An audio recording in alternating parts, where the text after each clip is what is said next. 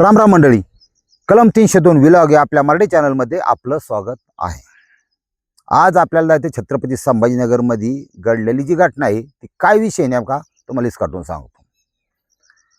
माणूस साधा असला, बिगर नोकरीचा असला, शेतकरी असू द्या, मेंढर वळणारा असू द्या, नाही तर IAS असू द्या, IPS असू द्या, कुठं आर्मीतला जवान असू द्या, पोलीस असू द्या, कुठे कुठे माणूस माणूस असतो. ती फक्त नोकरी असते, पद असतं. आणि बऱ्याच वेळा आतला माणूस हा काय अतिरेक करीन किंवा काय गुन्हा होईल आणि आपलं संविधान असं सांगतं की पंतप्रधान असू ना तर सर्वसामान्य माणूस असू, कायदा सर्वांसाठी सामान्य ध्यानात ठेवा. आमच्या ग्रामीण भागात तर काही अशी अफवा उठली होती, अजूनही आहे, की ज्याचा पोरगा मिलिटरीत येईल त्याला 2 खून माफ आहेत. हे कोणी सांगितलं बा? हे सगळं लबाडाबाड असतं, ध्यानात ठेवा. मग ती असला चांगला तर ठीक आहे, नसला तर ती येऊन दुसऱ्याचा बांध करीन, नाही तर मग 2 खून माफ. असं कुठं असतं का? असलं काय नसतं. कायदा सर्वांसाठी समान आहे. छत्रपती संभाजीनगरमध्ये मनोज काजळे हा 27 वर्षीय युवक आहे, आर्मी जवान आहे. महिन्यात 2 महिन्याला सुट्टी मिळली की तो यायचा घरी, थांबायचा. नाशिकला एक लग्न होतं आणि हा मनोज वर्ष 27 अविवाहित ते, लग्न झालेलं नाही. हा आला नाशिकला. लग्न जिथं आहे त्या लग्नात छत्रपती संभाजीनगरहून नाशिकला लग्नाला गेले ते. त्या ठिकाणी त्यांच्याच परिचय नातेवाईक म्हणजे लग्नाला येणारे लोक आहेत ना, अशी जेवढी येतात हे एकमेकाचे पाहुणेच झाले. मग कारण गुतोडा असतो, कोण मावशी, कोण काका, मामा, अमकं तमकं सगळं असं. ती एक मुलगी तिथं आलती, तिचं नाव कोमल आणि ती 22 वर्षीय, पेशाने नर्स आहे.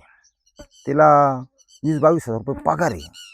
पण ती अविवाहित आहे, लग्न झालेलं नाही. तर तिचं नवरीचं कॉन्टॅक्ट होतं, मुलीचं याचं नवऱ्याचं कॉन्टॅक्ट होतं. मग ते समारंभ, ती एकमेकाचा बूट चोरणे, अमकं तमकं, ह्याच्या माध्यमातून ती जी नर्स आहे कोमल, तिच्याकडं हा मनोज आकर्षित झाला. ती पाहिली, तिचे ते डोळे, नाक, म्हणजे पुरुषाच्या मनात एखादी स्त्री ठसायला काय टाईम लागत नाही त्यांना. पण हे प्रेम असतं का फक्त वासना असते, हा बराच वादाचा मुद्दा होऊ शकतो. ती काय नक्की सांगू. पण समजा बा त्याला असं वाटलं बा की बा ही जर आपल्या अंगाखाली आली तर काय भारी काम होईल बेडवर, असं वाटू शकतं ना. मग पैसा असतो, 50-60 हजार पगार मिळतो, आर्थिक सिक्युरिटी आली की माणूस थोडा वळवळ करतो. आणि शरीरात तयार होणारे स्पर्म्स, एक तर पुरुष. आणि ह्याला वाटलं बा आपली जवानीची आग विझवायला बाई पाहिजे, लाईफमध्ये काही करून बाई पाहिजे. कसला मोठा शॉट झाला तुम्हाला सांगतो याचा. पण ज्याला असं वाटतं की बाबा माझ्याकडे सर्व काय आहे, शरीर आहे, सक्षम शरीर आहे, पैसा आहे, पण बाई नाही, एकात कुठे मिळतं तिथं जावं, सहखुशीने जावं. ते आता कोर्टाने पण परवानगी दिली बघा व्यवसायाला, ध्यानात ठेवा काय विषय येतो. कोर्टाने परवानगी दिलेली आहे, सर्वोच्च न्यायालयाचं स्टेटमेंट आहे त्या बाबतीत. शरीर विक्रय करणाऱ्या महिलेला पोलीस अटक करू शकत नाही, फक्त ते तिच्या संमतीने असलं पाहिजे. पण ती गणिक आहे, म्हणजे समजा व्यवसाय करते आणि ती का तुम्हाला म्हणली साहेब यांनी माझ्यावर जबरदस्ती अत्याचार केला, वाट लागली तुमची, ध्यानात ठेवा. ही कायद्याच असलं जे बाबा तुम्हाला सांगतो. संमतीला मत होई, ध्यानात ठेवा. ज्यांना असं लय खाजे ना त्यांनी अशा प्रकारे 500-1000 खर्च करावेत बुवा. सिटीत असाल तर 5-10 हजार खर्च करावेत बुवा. आता पुण्यातला आता काल एक फोन आलता, वयस्कर व्यक्ती 80, म्हणजे परिस्थिती लक्षात घ्या, पुण्यात 80-85 वर्षाची आणि वयस्कर अगदी, ते आपल्या आवाजात सांगत होते की आता 80 वर्षाचं म्हणलं किती मोठा, ते ग्रंथच तो माणूस म्हणजे मेंदू माझी. ते आपलं आयुष्य गेलं. पण मला असं वाटलं नव्हतं की आयुष्याच्या शेवटी मी काय तर 4-5 वर्ष जगणार, फार भयानक. आणि असं वाटत नाही इथं जगावं म्हणून आता मरायचं. म्हणलं काय झालं. म्हणला आमचा जो परिसर राहत होता तिथं, ते व्यक्ती सांगत होती म्हातारबुवा, बाहेरच्या पीजेमध्ये पोरी आहेत.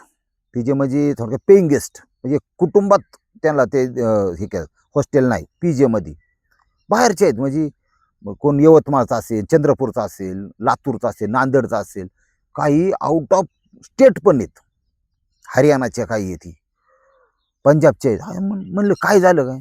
म्हणला ते काय करतात माहित नाही, शिक्षण घेतात सगळं व्यवस्थित, पण जशा 7-8 वाजत्यात म्हणले गोळख्याच्या दोन दोन तिघी तिघी बाहेर पडतात, 9-10 वाजेपर्यंत रिक्षाने उतारतात, पण पार अशी शिकडून तिकडून लिजिम खेळीत चालत. म्हणजे लिजिम म्हणजे इतके पेलेले असतात पुरी, 18-20-22 वर्षाच्या पुरी.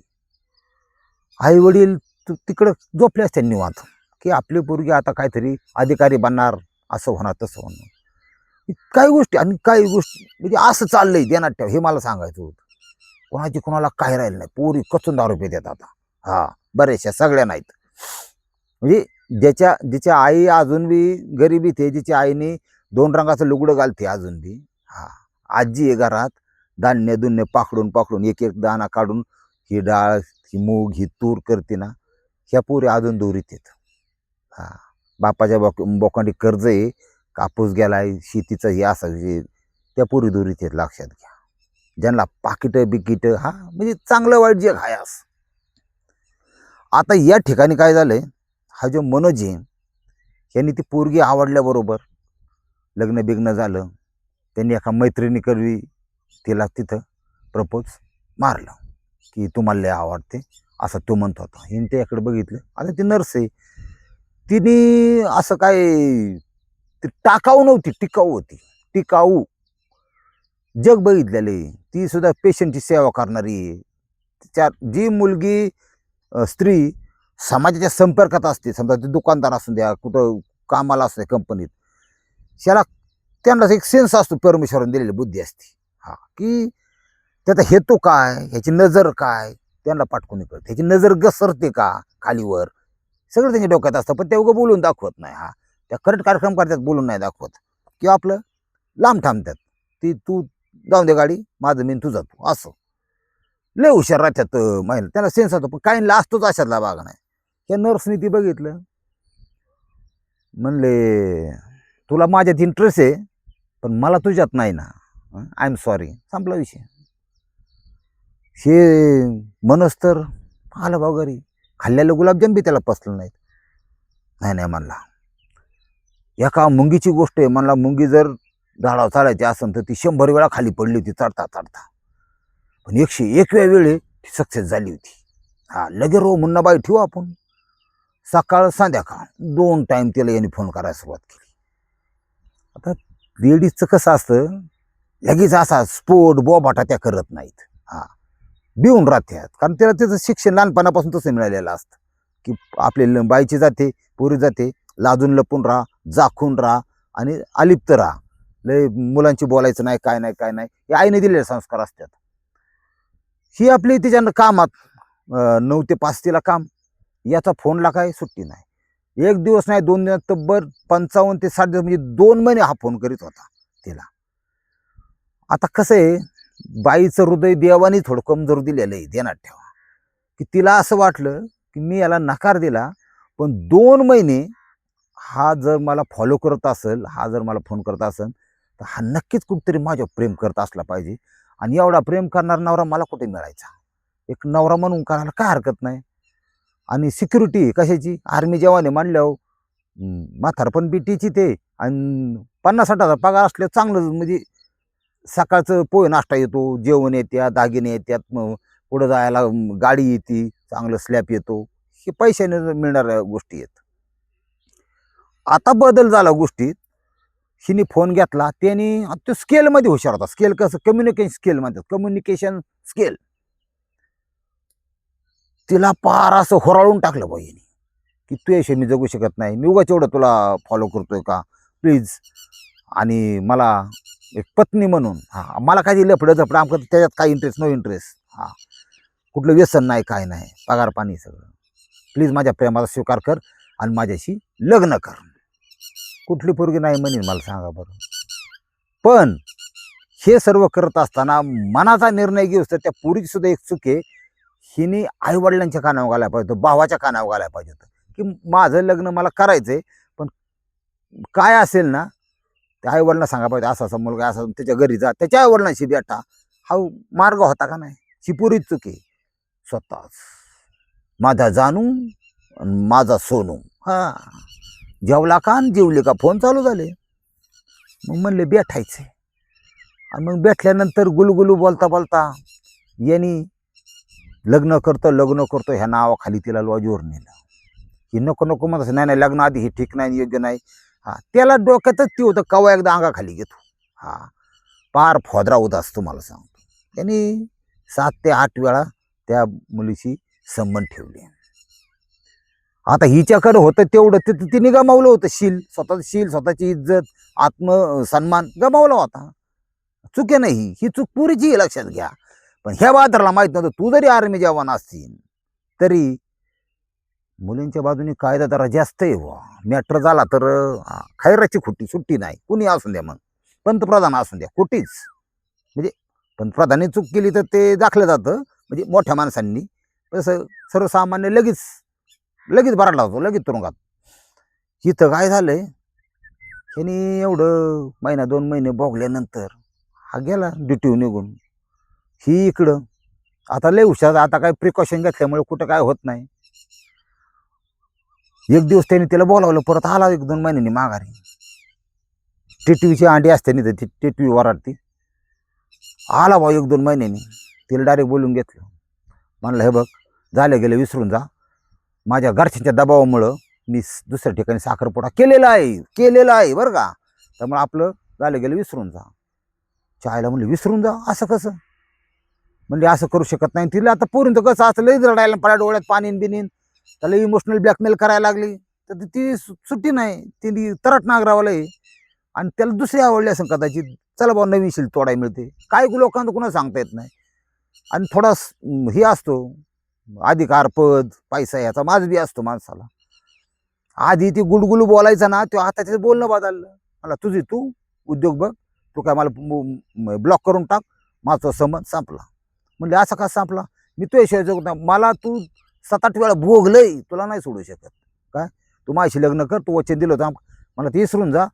मला लग्न करायचे. लग्न कधी होतं मला? 25 जूनला लग्न होतं. हिने 23 जूनला फोन केला त्याला घरी जात. 23 जूनला सांगितलं तू माझं तर जमायचं नाही. परवा दिवशी लग्न, आदल्या दिवशी 24ला हळद. हिने घरी जातानीच औषध घेऊन गेली पिण्यासाठी. म्हणलं तर शेवट हा मग हाय का नाही पोरीला अक्कल कमी? मला सांगा तुम्ही, हाय का अक्कलीचा भाग काय? आई बापाला भावाला सांगण्या व्यतिरिक्त परस्पर लाथाळ करी ती. आणि तो नाही मानला की त्यांना न माहित औषध घेऊन येते. ह्या बिगर अकलेच्या गोष्टी झाल्या. सुधारा तुम्ही, देणार ठेवा, असा विषय. ही आली बा औषध घेऊन घरी. मग मी आता औषध घेऊन आले आणि मी आत्महत्या करणार आहे, आणि तू यस म्हणतो का नाही, माझं लग्न करतो का नाही? मला माहिती तुझं लग्न परवा दिवशी उद्या हळद आहे. मला नाहीचा अर्थ फक्त नाही असतो. बघू देऊ म्हणला. तिने पिले औषध म्हणजे उंदराचा मारायचं जे औषध हे थोडं सौम्य असतं, लगेच माणूस मरत नाही.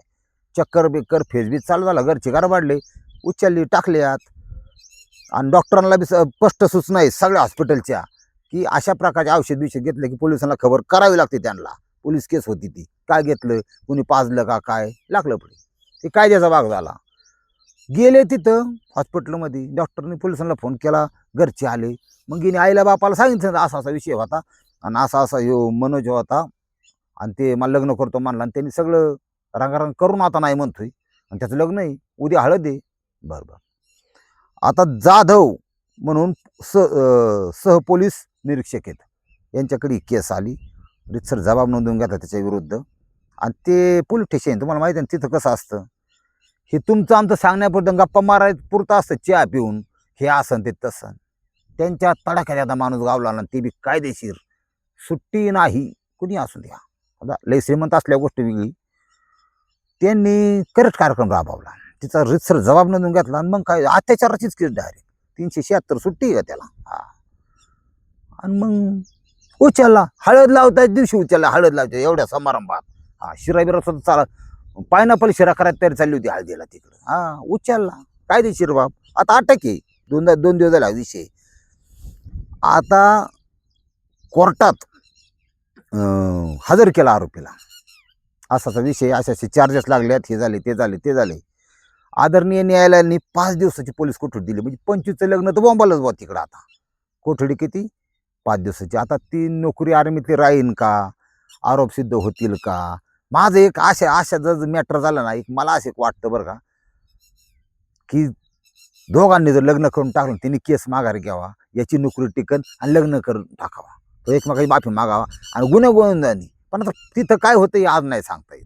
हा, लय असे युगो बिगो लय असतात लोकांचे, काय नाही, पण लग्न हे झालं पाहिजे. तुम्हाला सांगतो, बघू काय होतंय ते. रामकृष्ण हरी माऊली.